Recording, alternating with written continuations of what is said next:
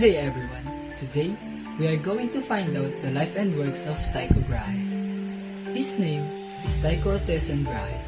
He was born on 14th December 1546, Nanstorp Manor, Sweden. But let us first explore more about Brahe's life to get to know him better. He was born into a highly aristocratic family. He was born in his parents' large manor house at Nanstorp in the Danish region of Scania, which is now in Sweden. His father was a member of the royal court. Meanwhile, his mother was an important aristocrat they called Beate Bile. He was raised by his kidnappers, Jürgen Brahe and then Inger Oxe, uncle and aunt. His parents agreed to his uncle and aunt to raise him since Jürgen Brahe, Tycho's uncle, were childless, and they believed that Jürgen was entitled to a lawful son and heir to his estates. 21st August 1560 eclipse in Copenhagen. This eclipse was barely noticeable, less than half of the sun was covered. The eclipse inspired Tycho not because it was spectacular, but because astronomers had predicted exactly when it would happen. Tycho was fascinated and wanted to learn how he too could make predictions like this. Brahe family, a scholar, not a warrior, a powerful and militaristic family. By tradition, their male children became warriors serving the interests of the family, the king, and the Danish nobility. However, Tycho's foster mother, Inger, had come from an academic family, and she persuaded her husband that Tycho should receive an academic education.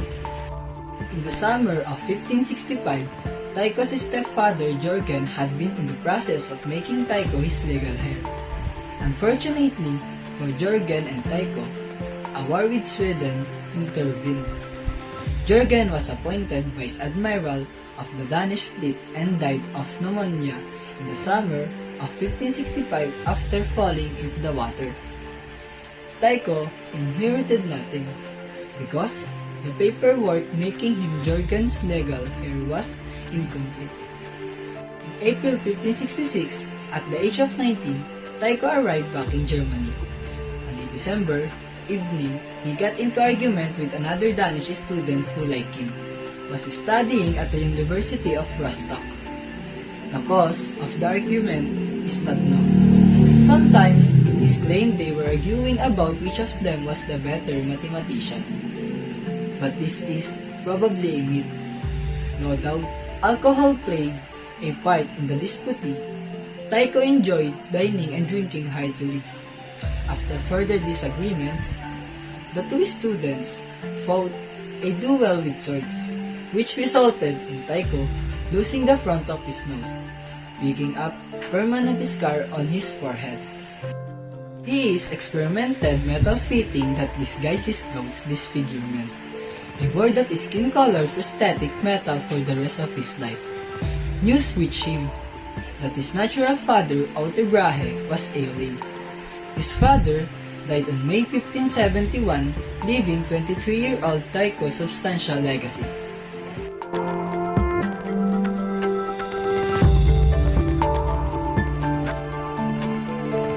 All his observations were made with the naked eye, using the finest astronomical instruments in Europe.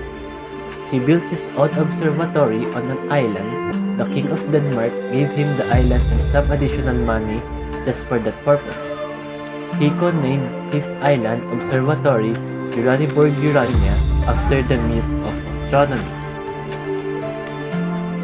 This is the contribution of Tycho Brahe in the scientific revolution. The Tycho system. Tycho tried to produce a model consistent with the best of both Ptolemy and Copernicus. He said that Copernicus was right. The 5 planets, Mercury, Venus, Mars, Jupiter, and Saturn, do orbit the Sun.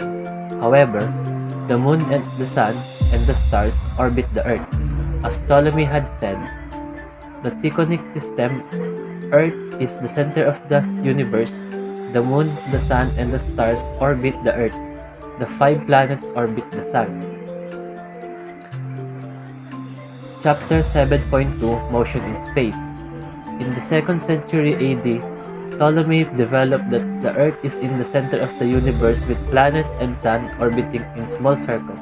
In 1543, Copernicus proposed that precise astronomical observation of Tycho Brahe in the late 1500s conflicted with the Copernicus model.